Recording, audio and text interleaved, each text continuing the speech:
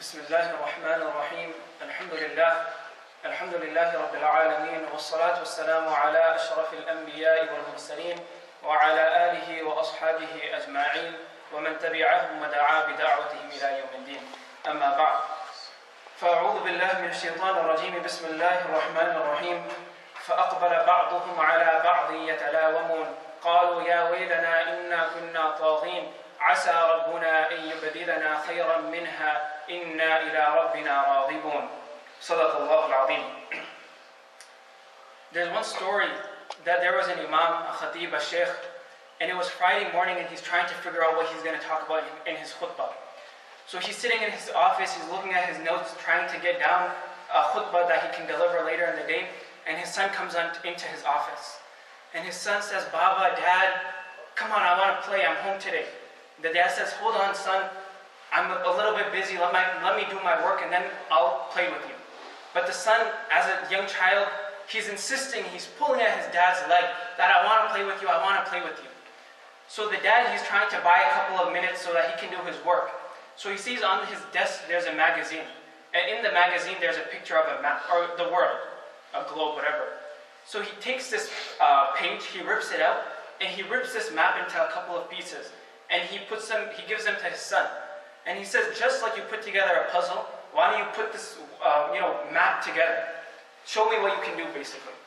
So the child, within just the dad thinks, I bought at least half an hour, I can do my work. But just within 1-2 minutes, the son comes and says, Baba, Dad, I'm done. So the dad says, how are you done so fast? I knew you were smart, I didn't know you were this smart. So the son says, on the back of that world map, there was a picture of a person. So what I did was, I just put together the human body. I put the head where it goes, I put the hands where they go, I put the feet where they go, and I filled in everything. And then by the end, I just flipped it over and the world was together. So the dad said, okay, I got it. This is what I'll talk about today in my khutbah.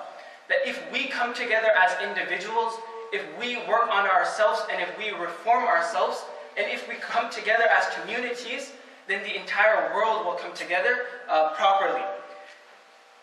Nowadays, we have a victim mentality. We're constantly looking to put the blame on somebody else in whatever situation we find ourselves. If we're going through some marriage problems, it's not my fault, it's my spouse's fault. If I'm going through some difficulty at work, it's not my fault, it's my boss's fault and it's my co-worker's fault. If I own a business and we're going through some tough times, it's not my fault, it's the economy's fault and it's my employee's fault.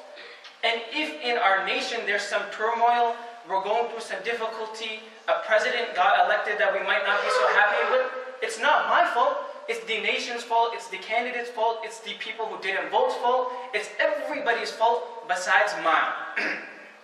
Nabi sallallahu alayhi wa sallam says in one hadith, سمعت الرجل يقول, that when you hear a man saying, أهلك الناس, that the people nowadays, they've lost their mind, they're in a bad shape, they have some working to be done on them. Nabi sallallahu alayhi wa sallam says, فهو أهلكهم, that person who's making such a claim, know that he's the one who's in need of most reformation. He's the one who's in a very bad state, immoral state. Every Muslim, after Tuesday is a day we're never going to forget. And every Muslim, there's some worry, some grief that we have. What is the next 4 years going to hold? And the question on everybody's mind is, how did we get to this point? How could something like that happen? But in any situation, the top, the management or the government or the top level of any society, it's a reflection of what happens on a smaller scale. What happens on a macro scale is just a magnified version of what happens on a micro scale. So we could say, how could such immorality be okay in our society? How could nobody stand up for what's right? It's because if we look at ourselves, we look at our families, and we look at our communities, those morals that we are looking at and we're saying, how do people overlook? We overlook those morals in ourselves, we overlook those morals in our community, and we overlook those morals in our family. There's one saying in English, that when we cannot change a situation, we can't change what happened. Tuesday happened, that's what it's going to be for the next 4 years. So when you cannot change a situation, now we are forced to change ourselves. We can't make large change. We can't change the world. As individuals, we can't change the world. That's out of our scope of what we can do. However, we can change ourselves. And as we change ourselves, we can change our families, we can change our communities. But it starts with us. It starts with us taking that step to reform ourselves, to look and do some introspection and look and see what our state is. If we look at Sulaiman alayhi salam, one of the prophets of Allah, and he, mashallah, was blessed by Allah subhanahu wa ta'ala with wealth, with the kingdom. Him and his father Dawood alayhi salam, they would praise Allah. And they would say, Alhamdulillah, alladhi faddalana ala kathirin min ibadihi al-mu'minin. That, alhamdulillah, all praise to Allah, because He's blessed us the way He's blessed nobody else. In the Quran, Allah subhanahu wa ta'ala narrates one story of Sulaiman alayhi salam. وَحُشِرَ لِسُلَيْمَانَ جُنُودُهُ مِنَ الْجِنِّ وَالْإِنسِ وَالطَّيْرِ فَهُمْ يُوزَعُونَ. That showing some of his kingdom, he goes out one day. He's going out with his whole entourage. مِنَ الْجِنِّ, all the jinn are with him. وَالْإِنسِ, the people are with him. وَالطَّيْرِ, and the birds are with him. So as they're going, Allah subhanahu wa ta'ala says, وَتَفَقَّدَ الطَّيْرِ.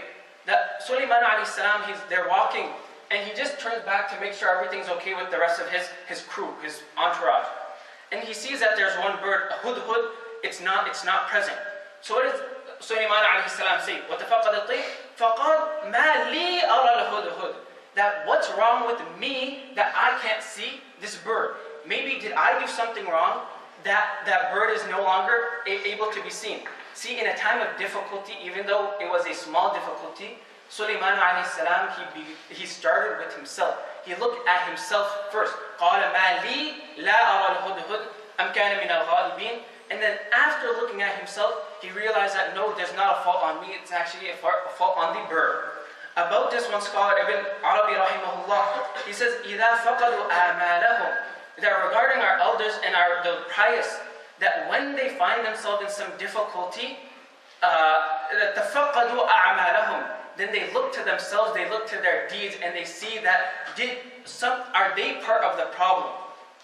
This is why if we look at Nabi sallallahu alayhi wa sallam, famous incident when he went to Taif. He's trying to spread the message of Islam, and the people of Taif, they're driving him out. The kings over there, they're driving him out. The people are swearing at him, they're cursing at him. The children are lining the roads and they're throwing rocks at him. Nabi sallallahu alayhi wa sallam, in a tough year, in Amul Huzn, he's already lost Abu Talib, he's lost Khadija radiallahu ta'ala anha. And again, he's going through some difficulty. He's bleeding, his shoes are filled with blood. What does he say to Allah subhanahu wa ta'ala? He says, Allahumma ilayka ashku da'afa quwwati wa qillata hilati wa hawani ala nas. He says, Ya Allah, I'm coming to you with I'm complaining to you, ashku da'afa quwwati. I'm complaining to you about my weakness, وَقِلَّةَ حِيلَتِي, and the lack of support that I have gathered, وَحَوَانِي عَلَى النَّاسِ, and the lack of status that I have in the eyes of people. He didn't say that, Ya Allah, this is the situation you put me in, so help me out. He started with himself, that this is my problem, this is the situation that I created. Another example, and this is the way of the pious. That in difficulty, in tough situations, it's not about the person next to me. It's not about the things that we can't control. It's about the things that we can control. And it starts with ourselves, as we said. Once Umar radiallahu ta'ala, when he was a Khalifa, in the nights he would patrol the city and he would make sure everything's in order. And there was one group of travelers that came and they were taking rest for the night. And there was one woman that she had a baby with her and her baby was crying. So Umar radiallahu ta'ala went to her. Again, this was a traveler. She didn't know who Amir al-Mu'mineen was. She didn't know who Umar radiallahu ta'ala was. Umar radiallahu ta'ala came to her and said that, can you please attend to your child? Because if he's crying, he's making a lot of noise. Nobody around, everybody, the travelers are trying to sleep. Can you attend to your child? So he said, okay, I'll try. Umar radiallahu ta'ala goes away. And then after a little while, he hears the same baby cry. So now he comes back to the mom, and this time he's a little bit more assertive. And he says that you seem like you're a wicked mother, that why don't you stop your child from crying? Attend to their needs so that everybody else can take some rest. So then the mother, she turns to Amir al-Mu'mineen, Umar radiallahu ta'ala anhu, and she says that, don't you know the situation that I'm in? That Amir al-Mu'mineen, he's made a clause that allowance will be given on behalf of every child who's weaned off of the milk of their mother. So I'm trying to wean my child off, and that's why he's crying. He's not prepared to be weaned. So Umar radiallahu ta'ala anhu, but he could have said that, you're a mother, there's a time and place for everything. This isn't the time to wean your child off. But then Umar radiallahu ta'ala, this statement of the mother pierced him in his heart. And he said that, you aren't the wicked woman, your child isn't throwing a tantrum, the fault lies with me. Abdurrahman bin Auf radiallahu ta'ala says that after this, Umar radiallahu ta'ala's eyes filled with tears. And he went to the masjid, it was time for Fajr. And in Salat, nobody could understand what Umar radiallahu ta'ala was reading. And then after the Salah, he addressed the people. And he said that, woe to Umar, woe to Umar, woe to Umar, that I don't know how many children I've put in a tough situation. I don't know how many children have cried and how many children may have died because of the policy that I enacted. Umar radiallahu ta'ala, Nabi sallallahu alayhi wa sallam, Sulaiman alayhi salam, in times of difficulty, they looked at themselves. But in the time that we are today, we look to everybody besides ourselves. And this is a problem in of itself. If we don't take the initiative to look at ourselves, then that is a problem on top of the problem that we're already in. In Surah Qalam, Allah subhanahu wa ta'ala, He talks about a family. That there was a father and he had a great orchards. So what he would do is from this orchard, there was a lot of vegetation, there was a lot of crops, a lot of harvest. So he would, after picking the fruits and the harvest, he would give some to the poor, he would take some, and any additional, he would give away. So he was known in the community, especially among the poor, as somebody who would give away food, give away these crops. And because of this, the poor would they would always come to his garden and they would wait in his garden so that they could receive some food. So after some time, the father passed away, his 3 sons inherit the garden, this orchard. So being young, being a little bit more shrewd, they say that it doesn't make sense to give away so much crops.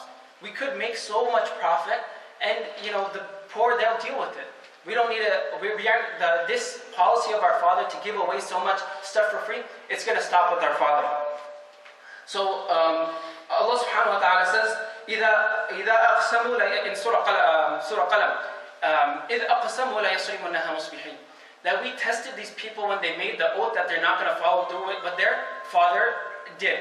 إذ أقسموا لا يصرمونها مصبحين ولا يستثنون فطاف عليها طائف من ربك وهم نائمون. These people, they had some evil in them. They had some evil intention in them. فطاف عليها طائف من ربك وهم نائمون.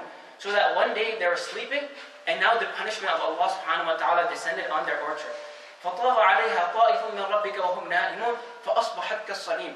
And after receiving this punishment from Allah subhanahu wa ta'ala, everything was gone. Acres and acres of vegetation, acres and acres of land, everything was gone. In the morning, these 3 brothers, they were asleep. They don't know what happened. فأصبحت فطاف عليها طائف من ربك وهم نائمون فأصبحت كالصريم فتنادوا مصبحين. Now they wake up in the morning and they're saying, everybody get up, get up. فأصبحت كالصريم فتنادوا مصبحين. Let's go to the orchard, let's pick everything, so now that the poor, they don't have any chance to come to us and ask for free things. فأصبحت كالصريم فتنادوا مصبحين أن يغدوا على حرثكم إن كنتم صارمين فانطلقوا وهم يتخافتون أن لا يدخلنها اليوم عليكم مسكين. As they're walking towards this orchard, they're whispering to each other, ألا تدخلنها اليوم عليكم مسكين. Today is going to be the day that it's going to be the start of something new, a new chapter. That no miskeen, no poor person is going to come to us and ask us for some of our fruit. ألا يدخلنها اليوم عليكم مسكين وغدوا على حرد قادرين. Now they get to the place, they get to their orchard. They're planning to see, what they have, their harvest, their acres and acres of land. فأصبحت كالصريم فتنادوا مصبحين أن يغدوا على حرثكم إن كنتم صارمين فانطلقوا وهم يتخافتون ألا يدخلنها اليوم عليكم مسكين وغدوا على حرد قادرين. They're expecting to see something. فلما رأوها قالوا إنا لضالون. They see nothing. So now they said, it's been dark, it's early in the morning, maybe we made some wrong turn. This barren land can't be what we had. بَلْ نَحْنُ مَحْرُومُونَ. Then they realized that there's actually a fault with us. That we aren't in the, we came to the right place. This is our orchard. This has been destroyed. So now this is a problem. The action that they took to cause this problem was they had an evil intention. Now, a result of that evil intention was that their orchards were destroyed. Then what happened? فَأَقْبَلَ بَعْضُهُمْ عَلَى بَعْضٍ يَتَلَاوَمُونَ. Now bickering started between them. That one brother was saying that it was your fault. The other brother was saying, why didn't you listen to me? Now Allah subhanahu wa ta'ala is saying that this is a sin upon the sin that you created. فَأَقْبَلَ بَعْضُهُمْ عَلَى بَعْضٍ يَتَلَاوَمُونَ. That they're fighting among one another, that whose fault is this? فَأَقْبَلَ بَعْضُهُمْ عَلَى بَعْضٍ يَتَلَاوَمُونَ قَالُوا يَا وَيْلَنَا إِنَّا كُنَّا طَاغِينَ. Then they got to the point that they realized, it's not his fault, it's not my fault, it is all of our fault. We all have a responsibility in what happened, so why don't we turn back to Allah subhanahu wa ta'ala? عسى قالوا يا ويلنا إنا كنا طاغين عسى ربنا أن يبدلنا خيرا منها إنا إلى ربنا راغبون. That maybe our Lord, because we turn back to Him, maybe He'll replenish us and replenish our orchard. And Ibn Mas'ud radiallahu ta'ala, he says that after this change in the heart of these brothers, that they had such a harvest that if you were to take a bunch of grapes, only one bunch of grapes could be put on the back of a donkey. That's how rich these people's harvest was. But it took them acknowledging the mistake that they made. Until we, in the situation, the political situation that we see today, until we look at ourselves, until we assess ourselves, the healing process isn't going to be able to begin. That we like to ask, that how can a person who stands for hatred, how can a person who's so blatantly racist, how can a person who stands for discrimination, how can they be the leader of the free world? But we need to ask ourselves, if we look in ourselves, if we look in our communities, our Muslim communities and greater communities both, does racism exist? Absolutely. Does hatred exist? Absolutely. Does discrimination exist? Absolutely. Does brotherhood exist the way it should be existing? No. So now this is the result that we have. And now, so what are we going to do? Change starts with us. We start to reform ourselves. As we reform ourselves, we need to take strength in the community that we have, starting with our Muslim communities. Nabi sallallahu alayhi wa sallam, when he migrated, made the hijrah to Medina Munawwara, the first thing that he did was establish a system of brotherhood among the Sahaba. People like to think that the Sahaba, they were all the same. But there were many differences among the Sahaba. Some were rich, some were poor, some were black, some were white, some were Arab, some were not Arab. They had differences in language, they had differences in color. However, these differences wasn't a cause of disunity among them. And so Nabi sallallahu alayhi wa sallam, he established this foundation of brotherhood in Medina, because without unity you can't do much. You can have 1.6 billion people, but if there's not unity, you won't be able to establish it, you won't be able to accomplish much. But even if you have a small number, look at the family of Ibrahim alayhi salatu wasalam. Small in number, but they had unity among them, and now for thousands of years later, people are still talking about the family of Ibrahim alayhi salam. People are still going for Hajj, people are still going for Umrah, following in the steps of Ibrahim alayhi salam.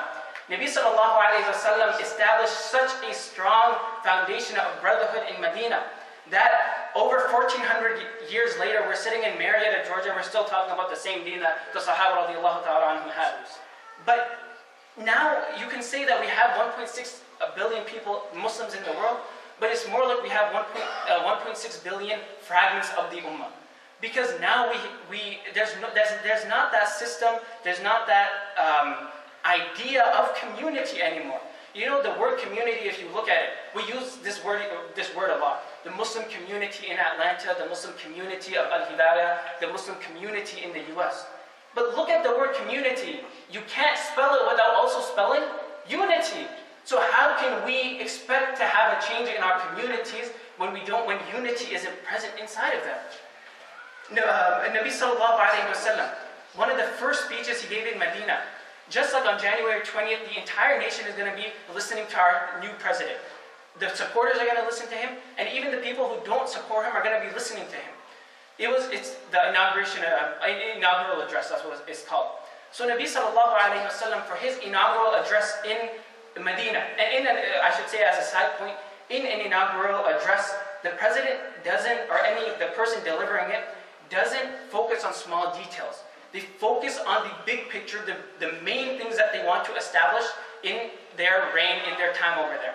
So Nabi sallallahu alayhi wa sallam, in his inaugural address, you could say in Medina, what did he start with? He says, Ya ayyuhan nas, O people. Again, this wasn't limited to the Muslims. Muslims were there, non-Muslims were there. The person who actually gives this narration was Abdullah bin Salam radiallahu ta'ala, who was non-Muslim at this time. So Nabi sallallahu alayhi wa sallam says, Ya ayyuhan nas. Number one, afshu salam. That spread salam among one another. That it doesn't matter the color of your skin. It doesn't matter the language that you speak. It doesn't matter, how pious you think you are or how unpious you think you are. Afshu salam. Spread salam, literally saying salamu alaykum, and then spread good among one another. Spread peace among one another. Wa at'imu ta'am. And in any society, there's some people who are on, you could say, the outskirts of the society. That they aren't in the in crowd. So don't neglect those people. وَأَطْعِمُ الطَّعَامِ. Take care of those people also. So this is the first step. Nabi sallallahu alayhi wa sallam said, this is a blueprint for a community. First, start with what's broad. Say salam to the people you see. Have brotherhood with the people you see. Don't neglect those people that have less than you. Now that you've taken care of everybody around you, now take one step inside. Wasilul arham. That strengthen your family ties. It's easy to put on a smile when we're outside our house. But when we're inside our house, that's when it becomes a little bit more difficult. Don't neglect our families. Don't neglect the relationship that we have with our family. Step number 2. So now that we've started broad with everybody, then we took a step inside. We started in step number 2 with our family. What's left? Nabi sallallahu alayhi wa sallam says, وَصَلُّوا بِاللَّيْلِ وَالنَّاسُ نِيَامٌ. That worship Allah subhanahu wa ta'ala in the night when everybody is asleep. That just as you're making sure you have a good connection with your community members, you're ensuring you have a good relationship with your family members, don't neglect your relationship with Allah subhanahu wa ta'ala. Make sure that that's also a priority. So this is an ideal society. Everybody you meet, you're nice with. Even when you're a little bit tired, you're at home and you're still good with your family. You're worshipping Allah the way He's supposed to be worshipped. What's the result? تَدْخُلُ الْجَنَّةَ بِسَلَامٍ. Now you can enter into Jannah with peace. We ask Allah subhanahu wa ta'ala give us Jannah with salam. If we go back in India, there was one scholar by the name of Sheikh Mahmoud al-Hassan. And he, not only being a scholar, he was also a political activist. And when the British were in India, again the subcontinent at that time, it wasn't broken up at that time, he was in the front lines in the fight against British colonialization. So obviously the British didn't like this. After some time they captured him and they threw him in jail. So as he was in jail, every night, this Sheikh al-Hind, that's his title that he's given, he was whipped, he was tortured. And they were asking him, cause some discourse in the Muslims of India. Because you have a large following, cause some discourse. But Sheikh al-Hind, he would take beating after beating, beating after beating. It says about him that when they were doing his ghusl when he died, there were indentations in his back. So the people who saw it, they were just in shock, like what happened to this person's back?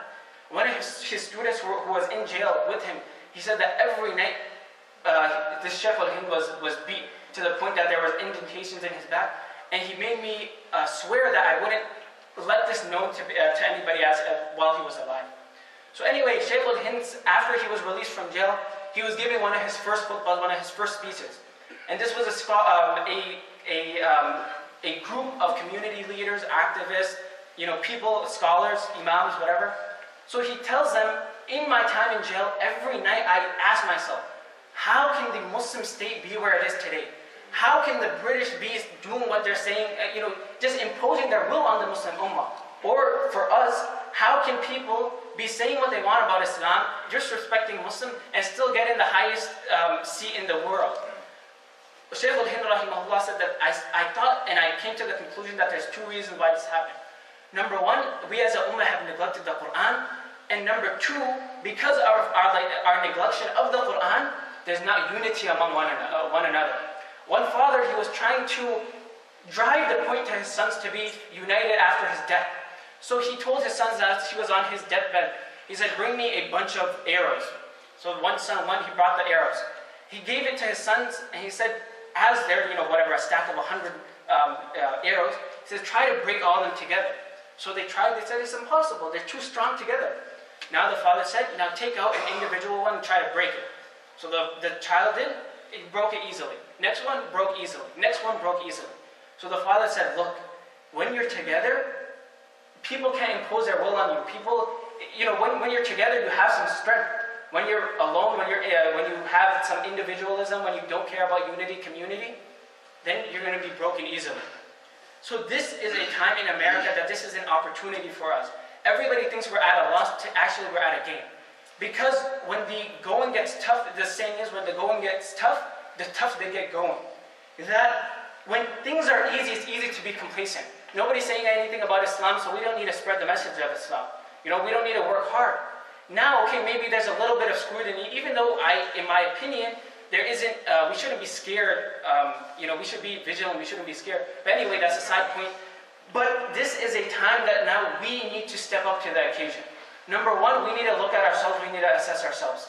That is the things that we detest in the community, can I find it in myself? Can I find that racism in myself? Can I find that discrimination in myself? Can I find lack of morals in myself? And then, number two, we should look at our community. That how can I help my community? How can we strengthen our community? And so actually, I'll say it like this. There's 3 steps we should do. Number one, as we work on ourselves, see how we can benefit from the community that we live in. Maybe it's coming to salah in the masjid. Maybe it's attending the programs that the imam offers, the masjid offers. Maybe it's going out and being civically engaged. So once we take care of ourselves, people are trying to get close to Allah subhanahu wa ta'ala. As a community, number two, we need to ask, how do we fulfill the needs of the community? How are we going to reach out to the different demographics in our community? What programs are we going to have for the women? What programs are we going to have for the children? What programs are we going to have for the adults? What programs are we going to have for the youth? How are we going to reach out to those who might not be as fortunate in our community? So now that we've taken care of ourselves, we're trying to better ourselves in step one. Now that we're trying to strengthen our community in step two, step three is we step out the doors of our masjid, we step out the doors of our house, and we see how we can be an asset to the greater community of America, of Kennesaw, of Marietta, of Cobb County. Until we do this, we're going to be shooting ourselves in the foot, and the next 4 years are going to be passed. This is a time that we should do something, we should assess ourselves, we should make some change in ourselves, and that change will translate into change in our community. Change in our community will inshallah, be a means of change in the greater society. We ask Allah subhanahu wa ta'ala accept from us, we ask Allah subhanahu wa ta'ala ease any discomfort that any child is having. That woman, that girl, that teenage girl who's worrying, should I wear a hijab, should I not? We ask Allah subhanahu wa ta'ala ease that worry. That child, that 6-year-old child who's asking his mom, are we going to be put in internment camps? Are we going to put in concentration camps? We ask Allah subhanahu wa ta'ala ease that worry that child has. We ask Allah subhanahu wa ta'ala make it easy for every one of us. We ask Allah subhanahu wa ta'ala make it that we step up to the plate in this opportunity. We ask Allah subhanahu wa ta'ala accept from us. We ask Allah subhanahu wa ta'ala forgive us of our shortcomings. إن الحمد لله نحمده ونستعينه ونستغفره ونؤمن به ونتوكل عليه ونعوذ بالله من شرور أنفسنا ومن سيئات أعمالنا من يهد الله فلا مضل له ومن يضلله فلا هادي له ونشهد أن لا إله إلا الله وحده لا شريك له ونشهد أن محمدا عبده ورسوله قال تبارك وتعالى في كلامه المجيد والفرقان الحميد أعوذ بالله من الشيطان الرجيم يا أيها الذين آمنوا اتقوا الله حق تقاته ولا تموتن إلا وأنتم مسلمون واعتصموا بحبل الله جميعا ولا تفرقوا وقال النبي صلى الله عليه وسلم المؤمن من سلم المسلمون من لسانه ويده والمؤمن من أمنه الناس على دمائهم وأموالهم أو كما قال عليه الصلاة والسلام بارك الله لنا ولكم في القرآن العظيم ونفعنا وإياكم بالآيات والذكر الحكيم إنه تعالى جواد كريم فاستغفروه إنه هو الغفور الرحيم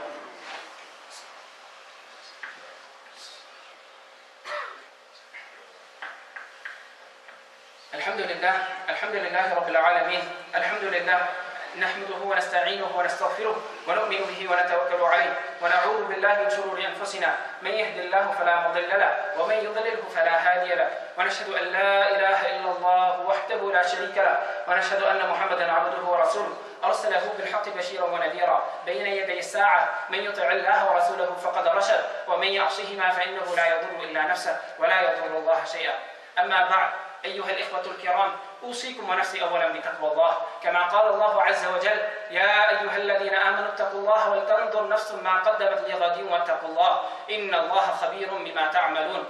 هذا وقد أمركم الله بالصلاة والسلام على النبي، كما قال الله تعالى في شأنه تشريفا وتعظيما: إن الله وملائكته يصلون على النبي يا أيها الذين آمنوا صلوا عليه وسلموا تسليما. اللهم صل على محمد عبدك ورسولك، وصل على المؤمنين والمؤمنات والمسلمين والمسلمات، وبارك على محمد وأزواجه وذريته. قال النبي صلى الله عليه وسلم: أرحم أمتي بأمتي أبو بكر، وأشدهم في أمر الله عمر، وأصدقهم حياء عثمان، وأقضاهم علي، وفاطمة سيدة نساء أهل الجنة، والحسن والحسين سيدا شباب أهل الجنة، وحمزة أسد الله وأسد رسوله. اللهم اغفر للعباس وولده مغفرة ظاهرة وباطنة لا تغادر ذنبا، رضوان الله تعالى عليهم أجمعين. اللهم أعز الإسلام والمسلمين، ووحد اللهم صفوفهم، وأجمع كلمتهم على الحق، واكتب السلام والأمن لعبادك أجمعين يا أرحم الراحمين. اللهم لا تسلط علينا من لم يرحمنا ولا يخافك فينا. اللهم إنا نجعلك في نحورهم، اللهم إنا نجعلك في نحورهم، اللهم إنا نجعلك في نحورهم، ونعوذ بك من شرورهم، ونعوذ بك من شرورهم. اللهم اهدنا الصراط المستقيم، صراط الذين أنعمت عليهم من النبيين والصديقين والشهداء والصالحين. اللهم ارزقنا قوة الإيمان. اللهم إنا نسألك من خير ما سألك منه نبيك محمد صلى الله عليه وسلم، ونعوذ بك من شر ما استعاذ منه نبيك محمد صلى الله عليه وسلم. أنت المستعان وعليك البلاغ، ولا حول ولا قوة إلا بالله العلي العظيم. عباد الله، إن الله يأمر بالعدل والإحسان وإيتاء ذي القربى، وينهى عن الفحشاء والمنكر والبغي، يعظكم لعلكم تذكرون. اذكروا الله يذكركم، وادعوه يستجب لكم، ولذكر الله أكبر، والله